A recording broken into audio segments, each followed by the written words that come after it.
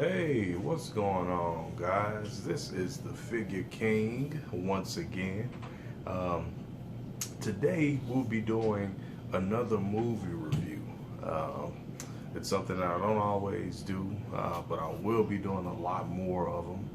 Um, Today we'll be talking about, of course, Captain America: Civil War. Um, it was released officially yesterday. I went to go see it actually by myself. It's the first time I went to the movie by myself. I was supposed to be taking my fiance and my little brother. Um, my fiance, she decided she wanted to go with her friend.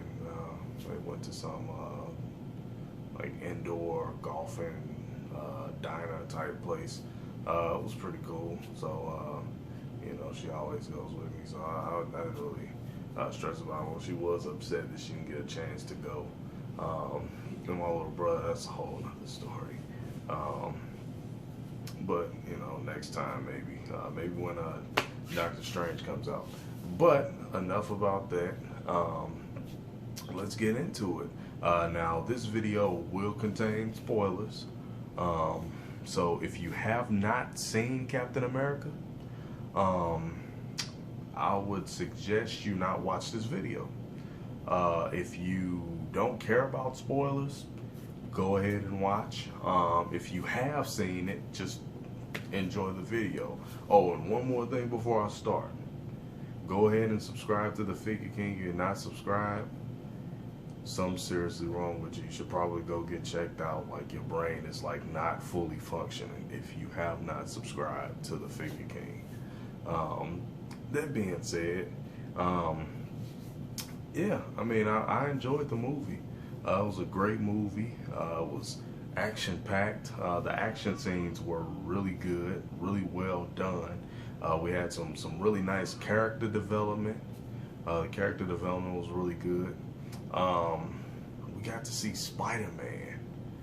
Finally, we finally get to see the wall crawler, the web shooter, the web slinger, in action in the shared MCU.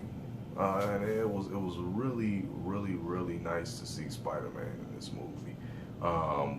Thor and the Hulk does not appear in this movie. So, like I said, spoilers. If you thought that they did, yeah, they don't. It was nice to see the character development with Scarlet Witch, Wanda Maximoff. There was a nice, and she had a pretty nice exchange with Vision as well, because they were on different sides, so they didn't really see eye to eye. But you kind of got to see their relationship sort of develop. And one thing is, oh yeah, Crossbones, we don't really see him that long in the movie. He kind of dies at the beginning. And that's kind of what led to the Hero Registration Act. So the film is not, it's not really like the comic. In the comic, there's a secondary team of heroes that they break out in this fight with these criminals in the middle of the city, and a bunch of innocent people end up being killed.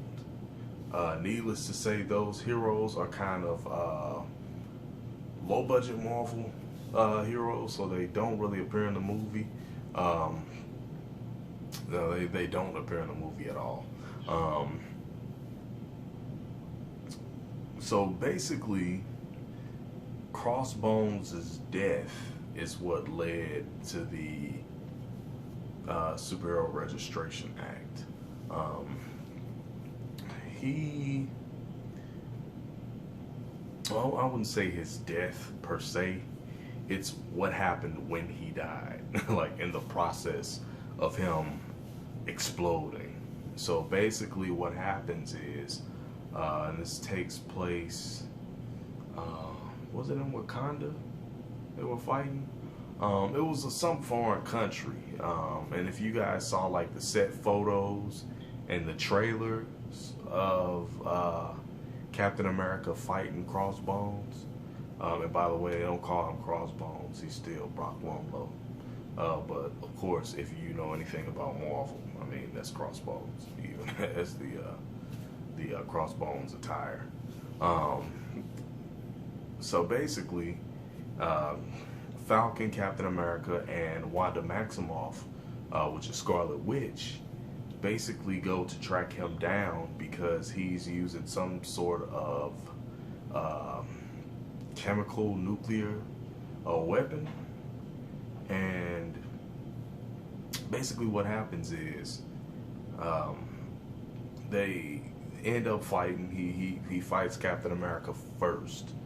Um, or he really only fights Captain America, and he was kind of beating Captain America's butt in the beginning, and Captain America ripped one of his enhanced hydraulic fists off, and he kind of brings him down, and once he takes his helmet off, he pretty much tells him that the Winter Soldier put him up to this.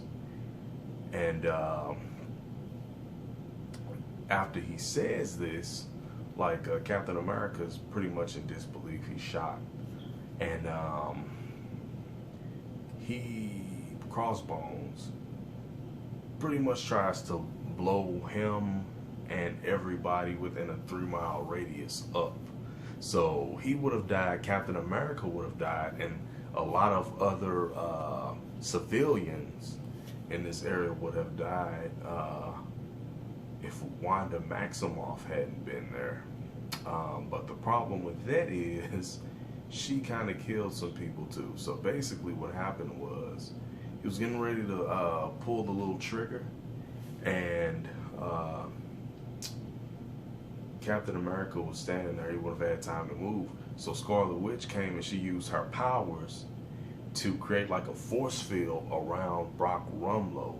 So he was pretty much burning inside this force field, and she let it go kind of up into the sky, and it crashed into a building, and one floor of the building kind of exploded, and like Captain America was, everybody was shocked, and basically that's how the Superhero Registration Act came about. And at this meeting that they had with Thunderbolt Ross, who is like some kind of attorney general now or something like that. He's not the General Thunderbolt Ross anymore. And I actually thought he was gonna get the Hulk's DNA in this movie, and OJ. Sorry about that, everybody. I actually thought he was gonna get Red Hulk's DNA in this movie, and kind of semi-transform into the Red Hulk. But no, that doesn't happen. We don't see Red Hulk at all, which is kind of disappointing. But I mean, I don't think Marvel Studios has the rights to that character. Because they technically don't have full rights to the Hulk, and he's one of the Hulk's villains. So, I mean, I kind of sort of figured that, they wouldn't have full rights to him as well, or either. Yeah, so Thaddeus Ross is pretty much telling them, this is the Registration Act. It's not banning you from being super and doing whatever the hell it is you do, but you have to be under supervision when you go on your missions, and we have to pick the missions that you go on. So basically, if you act outside of these restrictions, you will be stripped of your superhero abilities, or you'd be forced to go on early retirement, pretty much. And Iron Man, or Tony Stark, he was okay with this, and this is kind of where the line divides the two main characters, being Captain America and Iron Man. Basically, at the beginning of the movie, Tony Stark had this expo, and after the expo, he talked to this lady whose son was killed during one of the events in the Avengers, and it really hit. It really hit Tony, and that's why he kind of got on board with the whole, Superhero Registration Act thing. But Captain America just wasn't having it. He basically said that's not freedom. That's where I come from. It's kind of enslavement, and that's not. I'm against that. So basically, Captain America became a fugitive. They signed the Registration Act. He didn't, and that's where we saw the forms of Team Cap and Team Iron Man, because the Vision, Black Widow, and a lot of other people disagreed with Captain America, and vice versa. So that's how we get the two teams. And basically, this fight was, the action, the fight was amazing. We got to see Spider-Man, like I said at the beginning. We got to see, and funny, the whole Tony Stark meets Tom Holland's Peter Parker. That's pretty funny. That was a pretty funny little moment they had at Peter's house. That was a pretty funny moment they had. So basically, Tony Stark had him under surveillance, or not under surveillance, but he was pretty much able to use his technology to pull footage from traffic cams to see Spider-Man just totally whoop ass in New York City, and it was some serious stuff. It was some serious stuff, but Peter Parker being Peter Parker was lighthearted. But we got to see kind of some badassery from the wall crawler. And I was kind of blown away when I saw Tom Holland in the Spider-Man costume playing Spider-Man. Not Peter Parker, but Spider-Man. Because Tom Holland's really young. I think he's only like 16, 17. And like, he really played that role. And my hats off to him.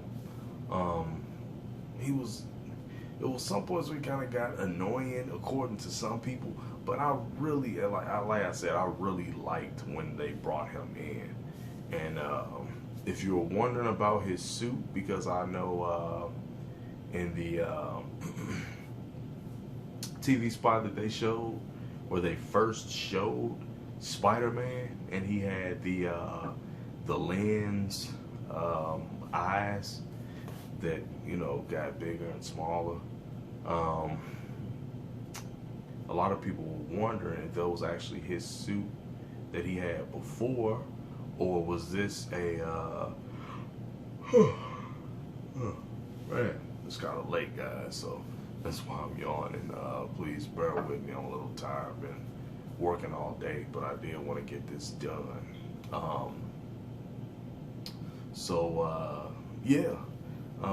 The suit that he's wearing is actually designed by Tony Stark. And I've got a strong feeling that we can see the Iron Spider suit somewhere in the future. Uh, but yeah, the suit that Tom Holland wears before he gets Tony Stark's design suit, it's basically just um, a red and blue leotard with like goggles. It's really homemade. Like, they weren't kidding. Kevin Feige really wasn't kidding when he said there's a kid running around New York in a homemade Spider-Man suit. It was homemade. Like, he wasn't lying about that. Like, I BS you not. Yeah, I mean, the scene when he was Peter Parker was cool. The scene when he was Spider-Man, like, he whooped tail. I mean, like, this dude whooped ass. And of course, who can forget about the Black Panther?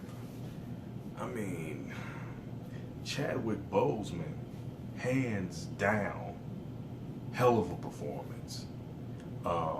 If you are skeptical about this dude pulling off this role, you need to shoot yourself in the fucking face, because this was amazing.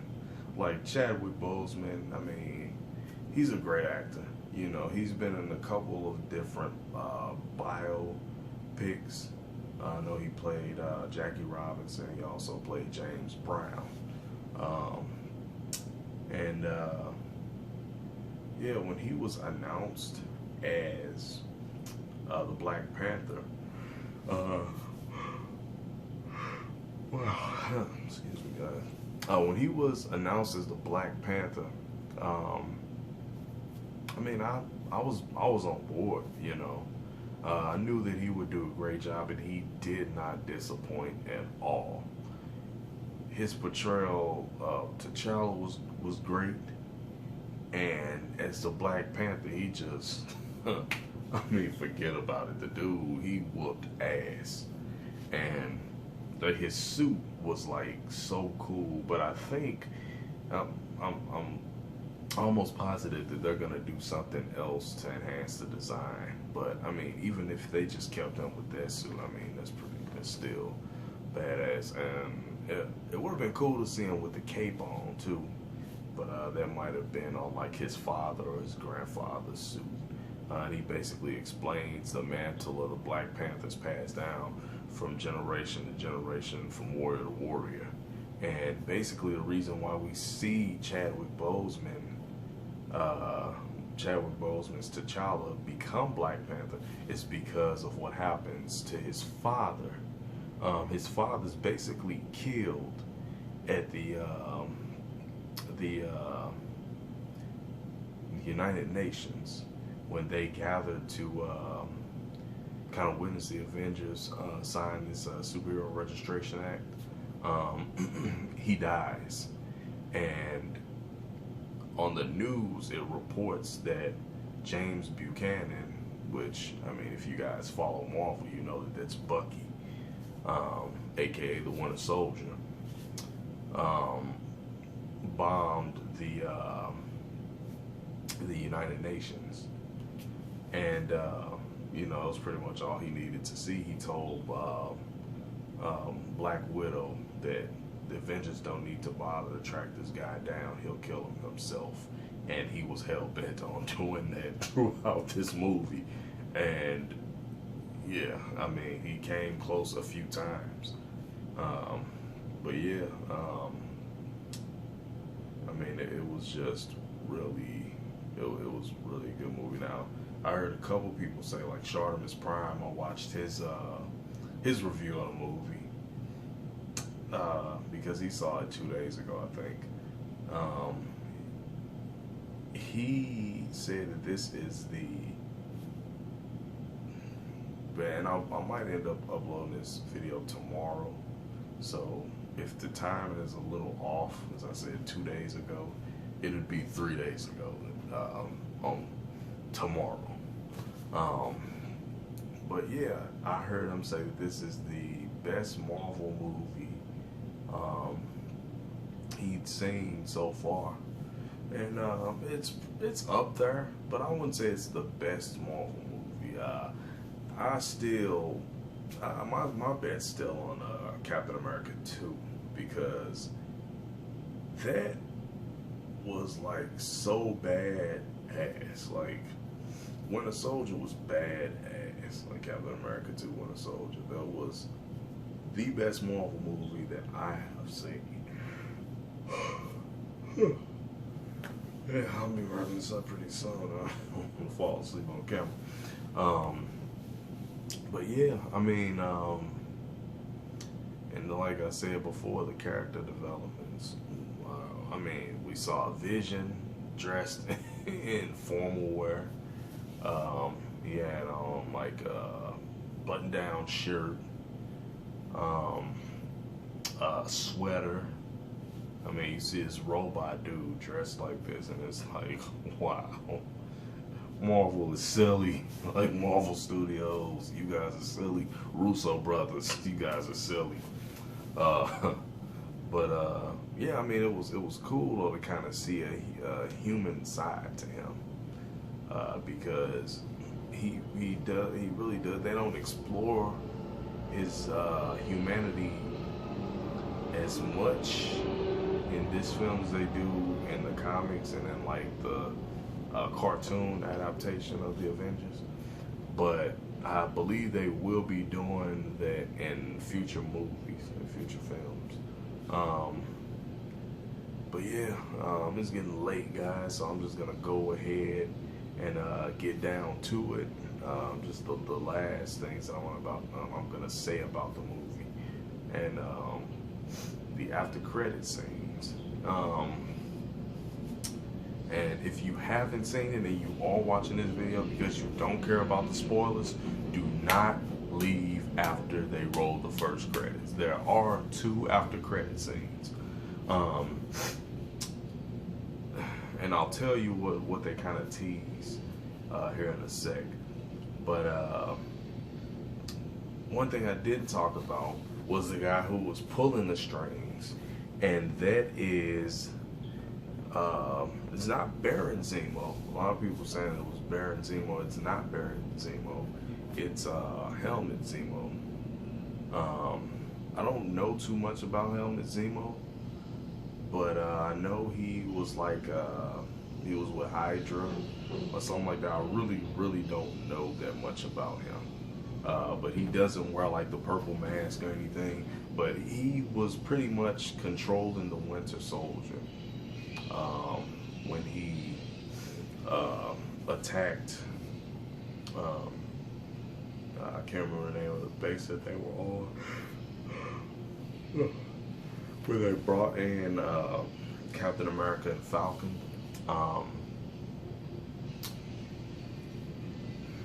They pretty much locked him up inside this glass, like this thick glass case. And there was a guy who was supposed to come in for a psychiatric evaluation. It was Helmut Zemo. He knocked out the doctor. They explained how he framed the Winter Soldier, making everybody think that it was him who actually blew up the UN. And another thing that I'll talk about in a minute is, if you heard rumors about the Winter Soldier actually being the one who kills Tony Stark's parents, they addressed that in the movie as well.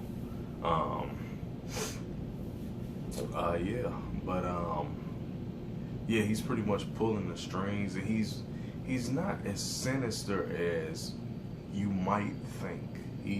There's definitely a motive behind what he's doing. He's doing it for a reason.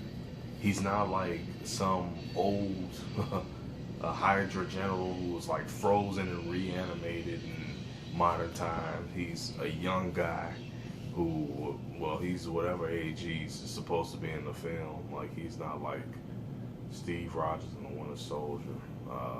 They're like almost 80 or whatever. That's not the case with him. But yeah, he's pretty much pissed off with the Avengers because they played a part in his family dying, and he wanted to seek revenge, and he would have killed himself had it not been for the Black Panther. Um, but it was sort of a plot twist. They all thought, well, Captain America's team thought that Zemo wanted to get these heightened soldiers that are like stronger than the Winter Soldier, because he's not really the only Winter Soldier, and kind of release them and have control of them so they could wreak havoc on the world. And that wasn't really his motive. He really just wanted to be face to face with the Avengers so he could, kind of destroy them and watch. But yeah, he wanted them to fight each other and kill each other. And one of the things, and at this point, Tony Stark knows that Bucky Barnes was set up. And if you see them fighting in the trailer where, they're tossing the shield back and forth to each other, they were on the same side. I'm about to get to why they were fighting.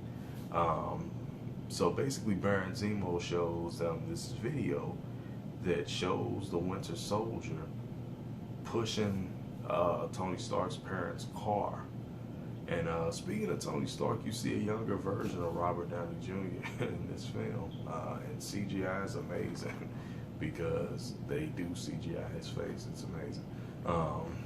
But it's a hologram, though. And you'll understand what I'm talking about when you see the movie. But,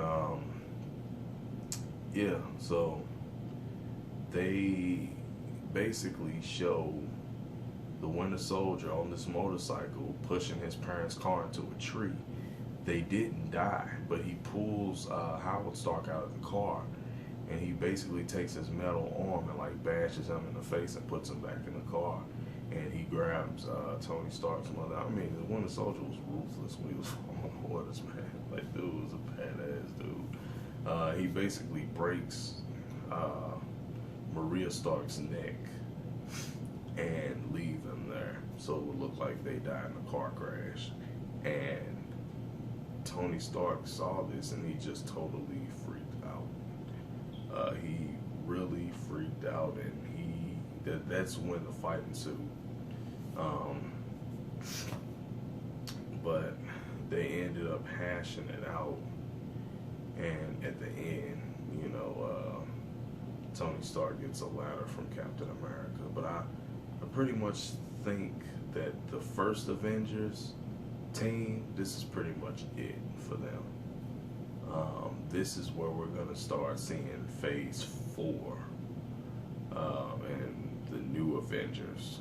We're going to start seeing like the new Avengers, the Miss Marvel, the Doctor Strange, the Inhumans. But I kind of like the way they closed it out. It was kind of sad to see them all fighting like that. If you follow them from the beginning, and from the beginning I mean like the Hulk, Iron Man, all the way up to the Avengers Age of Ultron. I mean, it was just like the development was so beautifully put together by Marvel. I mean, it's cinematic gold. And DC has a lot to do. They've got a lot of work to do if they want to, even, try to keep up with Marvel. But, yeah, I mean, it was a good movie. Like, it really was. The Russo brothers, they did a great job. They really did. And the after credit scene, the first after credit scene really points to nothing at all. Oh yeah, and spoiler, Captain America does not die at the end of the movie, but he does give Iron Man his shield because his father made it for him, and Iron Man was basically saying, you don't deserve that, it's not yours. So he dropped it and grabbed Bucky, and armless Bucky, and left. And the reason I say armless is because he lost his mechanical arm while he was fighting Iron Man. But yeah, I mean,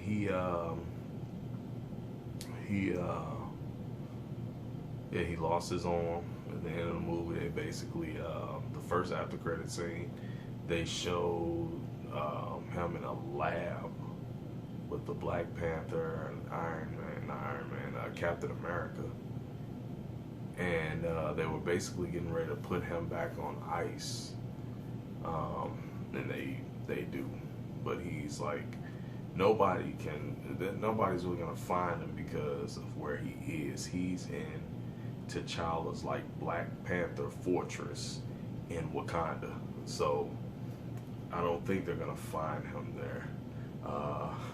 And the second after credit scene actually shows Peter Parker back at his house, and he's got this signal thing coming out of his web shooter, but you don't really see what it is until after his aunt leaves the room. When she comes in, puts a towel on his face. It's really funny the stuff he's saying to him. I'm not gonna really tell you guys what he said to her, but it was basically he was telling her that he fought with the Avengers, but he didn't really say that he fought with the Avengers. You guys would have to see it to understand what I'm saying. But when she leaves the room, we see the Spider-Man symbol shining from his web shooter onto the ceiling, and it says, it cuts away and it says, Spider-Man will return. And it was if you were wondering if this is the only time you're gonna see Spider-Man in the MCU, it is not. It is not. With that being said, the movie was great. Go see it. I hope you enjoyed it as much as I did. It was a great movie.